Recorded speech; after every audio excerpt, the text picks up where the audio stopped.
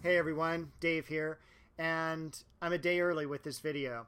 It's Saturday, January 27th, 2018, and I want to go over the material you need for week number 4. Now, week 4 is going to be a little bit different in terms of our quiz. We're actually going to do more of a project, and it is worth a lot more points. Quizzes normally 20 to 25 points. This project is worth 50, and that's about 10% of your overall grade. You're going to complete a linear perspective project, and we learned about linear perspective in the material for week 3. I have uploaded for you already a instruction sheet, and that also has some examples. Now, what I'm basically asking you to do for this project is to complete 7 cubes. You're going to be turning squares into cubes by use of linear perspective. It's very easy to do. Also, I have uploaded a step-by-step PowerPoint presentation to show you exactly how to do that.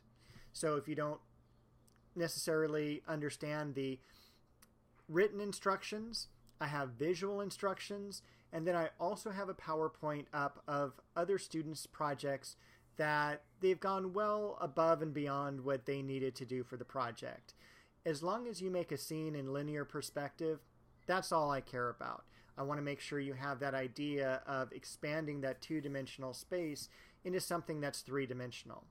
So that's the project this week. You're going to be taking 3 pictures of your project. Not the completed project. You're going to have one of those. But you're also going to have 2 others of the process. So please make sure take an early picture, a middle picture, and then the finished project. You can either upload all of those as 3 JPEGs, or you can add them into a Word document and send me the Word document. Either way works just fine. You can even make it into a PDF file. It doesn't matter. But again, 3 images, upload those, and I'll check them out and I'll grade them.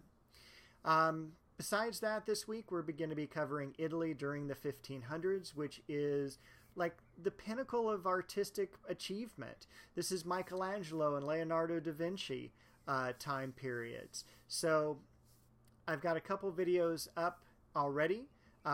Links are on the Moodle site. I've also got a couple videos that talk about individual artworks I think you should watch.